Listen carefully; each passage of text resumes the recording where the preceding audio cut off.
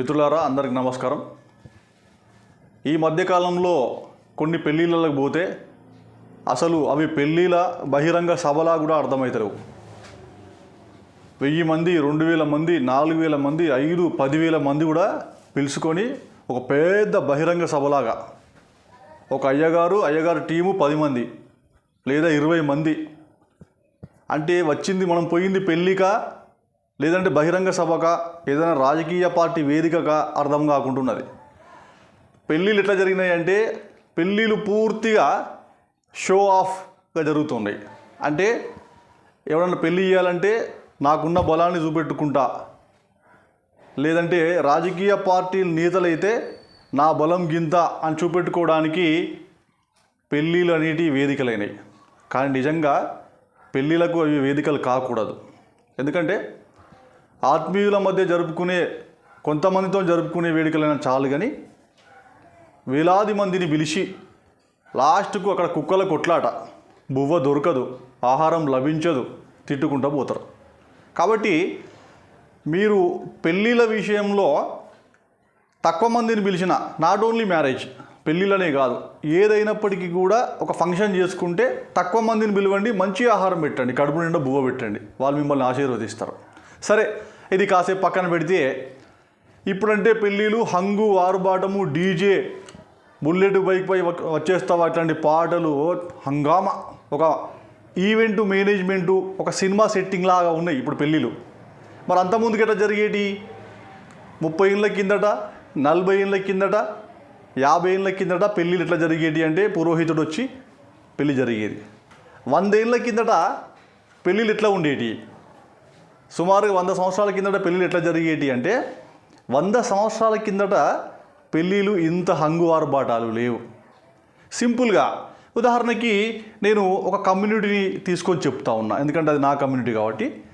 పెరిక కమ్యూనిటీకి సంబంధించి తీసుకుంటే పెరిక కులం యొక్క వృత్తి వచ్చేసి జనుము, అంటే జూట్, ప్రకృతికి అనువైన జనుమును పండించే వృత్తి వాళ్ళది. సో ఈ జనప సంచి పైన, జనప బట్ట పైన కూర్చొని అటు సూర్యునికి ఎదురుగా పెళ్లి కుమారునికి ఎదురుగా పెళ్లి కుమార్తె కూర్చుంటే పెళ్ళి అయిపోయినట్టు. జనప సంచి పైన కూర్చుంటే పెళ్ళి అయిపోయినట్టు ఆల్మోస్టే. సో ఇవన్నీ విషయాలు ఇక్కడి మరి మనకంటే చాలా శాసనాలు చెప్తున్నప్పటికీ కూడా caste and tribes of southern India అనే దాంట్లో ఎడ్గర్ థర్స్టన్ చాలా మంచి పుస్తకం ఇది. ఈ పుస్తకంలో ఎట్లా ఉన్నాయి సౌత్ ఇండియాలో ఎట్లా కులాలు, తెగల మధ్య సంప్రదాయాలు, సంస్కృతి ఎట్లా ఉంది అనే విషయాన్ని ఆయన చాలా చక్కగా చెప్పిండు ఎడ్గర్ థర్స్టన్. దాంట్లో పెరిక కులానికి సంబంధించి పెళ్ళిళ్ళు ఒకటి చాలా ముఖ్యమైనది. జనప సంచి పైన వరుడు వధువు కూర్చునే పరిస్థితి, కూర్చుంటే పెళ్ళి అయిపోయినట్టు. లేచి ఇద్దరు కలిసి సూర్య భగవానుడు ఎవరయ్యా అంటే మైలార్ దేవుడు. ఇప్పుడు మనం మైలపోలు పోస్తున్నాం కదా, మైలపోల్ అంటే నథింగ్ బట్ మైలార్ అంటే సూర్య భగవానుడు. ఈ సృష్టికి జీవాన్ని, శక్తిని, ప్రాణాన్నించే సూర్య భగవానుడు. ఈ పెళ్లి కొడుకు సూర్య భగవానుడిని ఆ జనప సంచి మీద లేచి నిలబడి ప్రార్థన చేస్తే, మొక్కితే పెళ్ళి అయిపోయినట్టు. పుస్తెలు, తాలిమిట్టలు అప్పట్లో లేవు, 100 సంవత్సరాల కిందటి వరకు కూడా. నాట్ ఓన్లీ పెరిక, చాలా కమ్యూనిటీలో కూడా మనం తీసుకుంటే ఎట్లా జరిగింది 100 సంవత్సరాల కిందట పెళ్ళిళ్ళు అని తెలుసుకుంటే చాలా ఆశ్చర్యం వేస్తుంది. నేను దాదాపు చాలామంది వాళ్ళని అడిగిన, చాలామంది ఆ తాతమ్మలు, ఇప్పటికీ 80-90 సంవత్సరాల తాతమ్మలు నేను అడిగిన, అవ్వా నీ పెళ్ళి ఎట్లయిందా అని. ఎట్లయిందంటే ఆమె ఏం చెప్తుందంటే వచ్చి చేయబట్టుకుంటే పెళ్ళి అయిపోయినట్టే. అంటే పిల్లగాడొచ్చి పిల్ల చేయి పట్టుకుంటే పెళ్ళి అయిపోయినట్టే. ఇంత పెద్ద హంగు లేదు. పిల్లగాడొచ్చి పిల్లకి ఒక బ్లౌజ్ పీస్, అంటే ఒక రైక బట్ట అంటారు తెలంగాణలో, అది పెడితే, చేతిలో పెడితే పెళ్ళి అయిపోయినట్టే.